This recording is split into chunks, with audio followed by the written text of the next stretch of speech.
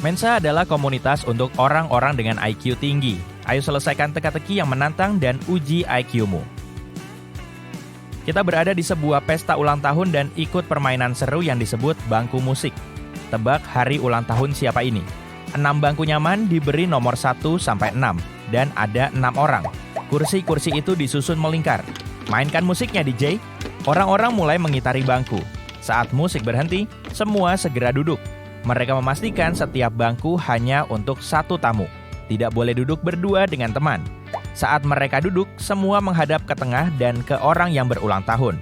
Nah, inilah tampilan lingkaran tempat duduknya. Perkenalkan Mike, yang tidak sedang berulang tahun. Dia duduk di sebelah Susi. Tapi Susi tidak menatap orang yang berulang tahun karena dia tidak duduk tepat di seberangnya.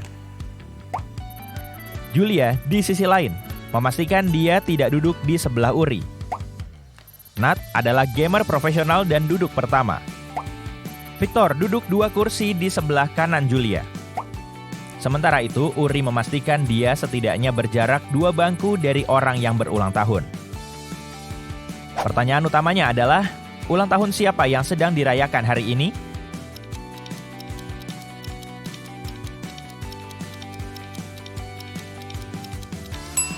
Ini hari ulang tahun Julia. Dari petunjuk yang ada, kita tahu Mike duduk di sebelah Susi. Victor duduk 2 bangku di sebelah kanan Julia, dan Uri tidak terlalu dekat dengan orang yang berulang tahun. Jadi, dengan melihat lingkaran searah jarum jam, urutannya adalah Mike, Susi, Victor. 1 bangku, Julia, dan 1 bangku lagi. Nah, dengan mempertimbangkan petunjuk kedua, urutan kita mengerucut pada Mike, Susi, Uri, Victor, Nat, dan Julia. Terakhir, dari petunjuk kelima untuk menemukan orang yang berulang tahun, tersisa Julia, Mike, atau Nat. Tapi aturan nomor 1 mengeliminasi Mike dan Nat, menyisakan Julia yang duduk di bangku nomor 1. Mike di bangku nomor 2, Susi di bangku nomor 3, Uri di bangku nomor 4, Victor di bangku nomor 5, dan Nat di bangku nomor 6. Jadi, selamat ulang tahun Julia! Ayo lanjut teka-teki pengejaran polisi. Hanya detektif sejati yang bisa memecahkan teka-teki ini. Kita berada di sebuah kota yang luas dengan jalanan yang membentuk kotak-kotak tak terhingga. Bersimpangan ke segala arah. Yang penting bagi kita adalah jalan utama. Ada banyak polisi yang berjaga di setiap 100 blok. Seorang pencuri kini mengintai di dalam kegelapan kota dan misi kita adalah memastikan dia akan lari ke tangan aparat hukum. Ada satu hal penting yang harus diperhatikan. Pencuri ini sangat gesit dan dapat berlari lebih cepat dari polisi manapun. Tapi polisi bisa melihat sangat jauh. Anggap saja ini sebagai kekuatan super mereka. Oh, dan baik polisi maupun pencuri selalu berada di jalanan. Pikirkan strategimu.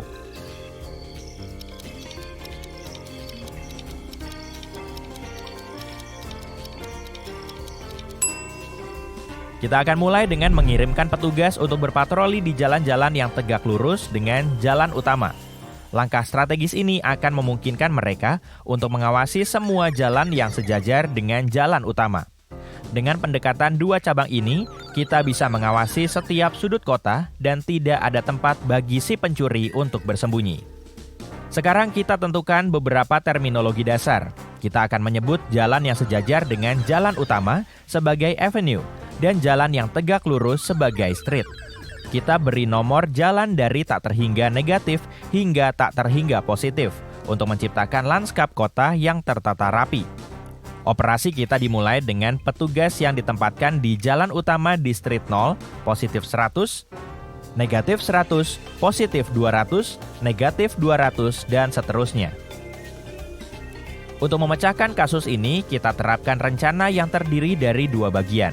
Langkah pertama, segera setelah pengejaran dimulai, petugas yang ditempatkan di ratusan ganjil akan berangkat menuju street 0. Sementara itu, petugas yang berada di ratusan genap akan tetap di tempat. Manuver ini memastikan pencuri yang lihai akan terkurung di wilayah kota yang lebarnya hanya 200 blok. Setiap kali melintas street yang kelipatannya 200, dia akan langsung terlihat oleh petugas yang ditempatkan di persimpangan jalan tersebut dan jalan utama.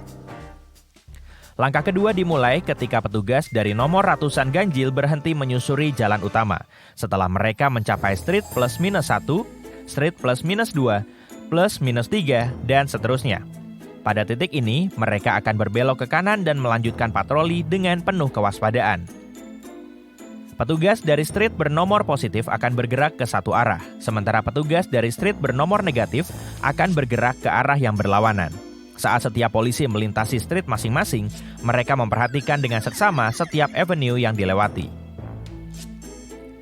Dengan jumlah polisi yang tak terbatas, kita bisa memastikan bahwa pada akhirnya, para polisi akan berpatroli di setiap street mulai dari street plus minus 1, plus minus 2, plus minus 3, dan seterusnya. Hingga nilai yang tak terhingga, sebut saja N.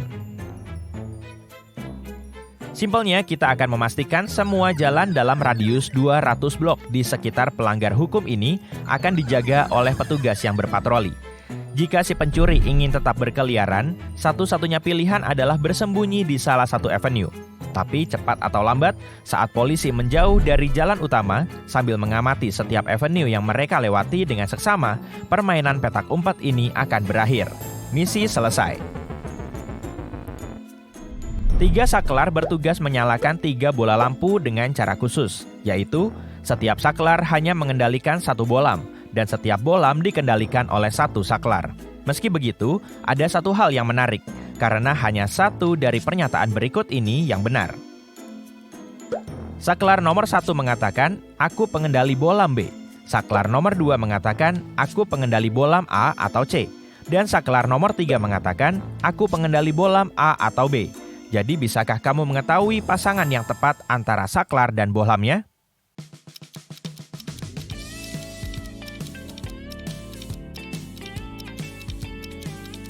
Kalau jawabanmu saklar nomor 1 untuk C, saklar nomor 2 untuk B, dan saklar nomor 3 untuk A, berarti kamu sudah memecahkan teka-teki ini.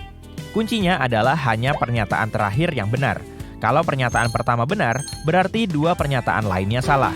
Ini akan menimbulkan masalah karena saklar nomor 1 harus mengendalikan B dan C. Kalau pernyataan kedua yang benar, saklar nomor 2 akan mengendalikan A atau C, sehingga bohlam B tetap dalam keadaan mati. Ini tidak boleh terjadi. Terakhir, kalau pernyataan ketiga benar, maka saklar nomor 3 akan mengendalikan A atau B, membuat saklar nomor 1 mengendalikan A atau C, dan saklar nomor 2 mengendalikan B. Susunan ini cocok. Voila, 2 pernyataan pertama tidak benar. Teka-teki berikutnya adalah dilema pagi hari, yang satu ini berasal dari jurusan Fisika Universitas Oxford. Begini, kamu sudah terlambat ke kantor, tapi juga butuh asupan kafein. Kamu menuangkan secangkir kopi hitam yang mengepul, tapi terlalu panas untuk dipegang. Bagaimana cara mendinginkan secangkir kopimu dengan lebih efektif? Kamu punya 2 pilihan. Kamu bisa langsung menambahkan susu, lalu dengan sabar menunggu beberapa menit sebelum meminumnya. Atau kamu bisa santai, membiarkan kopimu selama beberapa menit, lalu menambahkan susu sebelum meneguknya.